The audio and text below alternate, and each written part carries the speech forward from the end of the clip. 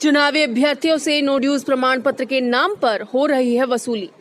दौसा पंचायत राज विभाग का है मामला।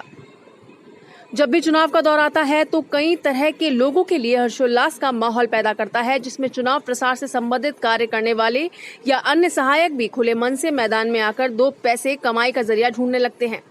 लेकिन सरकारी विभाग भी इस मौके का बेजा फायदा उठाने में नहीं चूक रहे हैं। ताजा मामला पंचायत राज चुनाव को लेकर सामने आया है, जिसमें दौसा जिले में ग्राम पंचायतों में पंच और सरपंच पद पर चुनाव लड़ने के इच्छुक अभ्यर्थी इन दिनों चुनावी रणनीति के तहत दौड़ भाग कर रहे हैं। इस कड़ी में ग्राम पंचायत और पंचायत समिति के द्वारा नो ड्यूज सर्टिफिकेट जारी किए जा रहे हैं।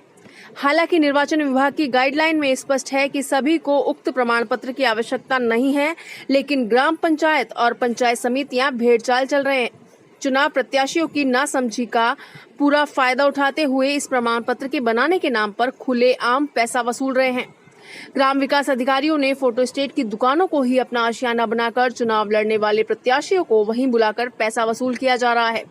इस मामले में विभाग के जिम्मेदार स्पष्ट रूप से कुछ भी नहीं कह पा रहे हैं, बल्कि इसको निजी आय का एक जरिया मात्र बताते हुए अपना अधिकार बताकर इस कदम को सही ठहराने में लगे हुए हैं।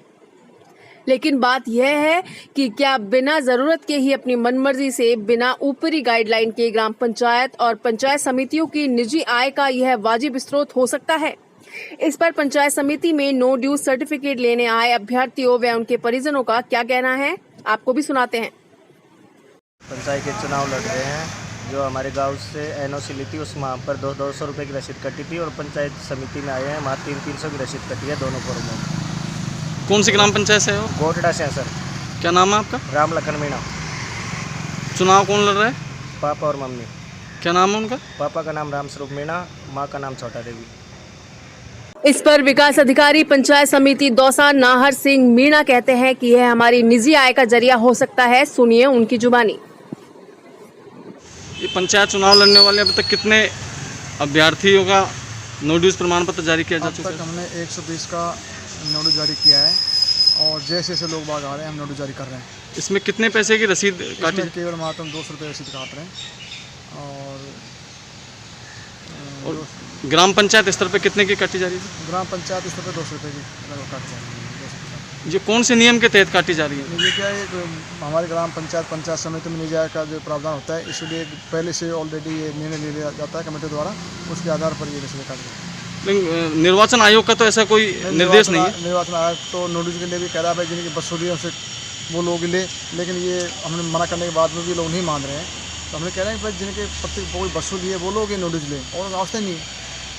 तो एक तरीके से अवैध वसूली है ये? मैं कोई अवैध वसूली को नहीं है। अगर हम तो नोटिस देंगे तो हमारे निर्धारित शुल्क बोलेंगे, अवैध वसूली नहीं है, ये गलत है। मामले में जिला परिषद के मुख्य कार्यकारी अधिकारी लक्ष्मीकांत बालोद की प्रतिक्रिया भी कुछ इस तरह रही कि यह पंचायती राज संस्थाओं का अधिकार है और इसमें निर्वाचन विभाग का कोई हस्तक्षेप नहीं हो सकता है। और पंचायत समिति स्तर पर नो ड्यूज दिए जा रहे हैं, उसका क्या प्रावधान?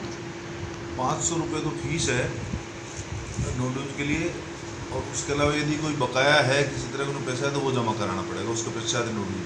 सर किस नियम के तहत पैसे लिए जा रहे हैं? नहीं, ये तो सरकार गाइडलाइन है, नो ड्यूज के लिए 500 रुपये लेते हैं, उसकी रसीद देते हैं। तो चुनाव तो सर निर्वाचन आयोग की तरफ से हो रहा है, कराए जा रहे हैं। नहीं, वो एक अलग इशू है। नो ड्यूज तो हमारा होता है, उसमें लिखा हुआ है नियमानुसार है। तो अधीनस्थ अधिकारियों का ये कहना है कि सब निजी आय डेवलप करने के लिए हम ऐसा करें। वो तो अपना अपना शुल्क लगा सकते हैं ना, वो नियमों में वो पावर है पंचायतों को एक्सेस।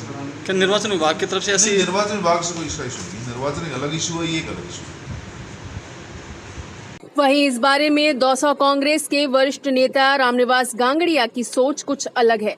वह जिला प्रशासन को सलाह देते हुए इस बारे में क्या कहते हैं, सुनिए।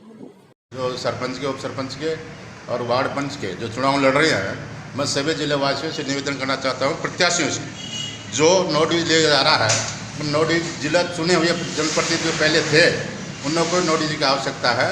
बाकी जो पहली बार या चुनाव लड़ रहे हैं उन लोगों को कोई नो ड्यूज की आवश्यकता नहीं है।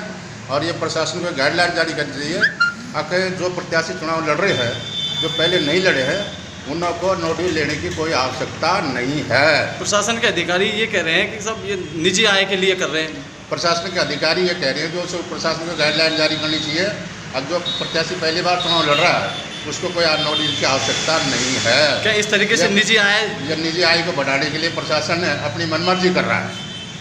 आपका सुनना? रामनिवास मीणा। पंचायती राज संस्थाओं के निजी आय संकलन करने के स्रोतों में इस तरह की कार्यवाही वाजिब है या नहीं, यह एक जांच का विषय हो सकता है। लेकिन देखना यह है कि क्या अब भी जिला प्रशासन या पंचायती राज संस्थाओं के जिम्मेदार इस बारे में आम जनता के साथ ही चुनावी प्रत्याशियों को कोई स्पष्ट गाइडलाइन जारी करते हैं या सिर्फ और सिर्फ सरकारी झोली भरने के लिए इसी तरह की रसीदें काटकर पूंजी जमा करते रहेंगे। दौसा से हेमंत के शर्मा की रिपोर्ट।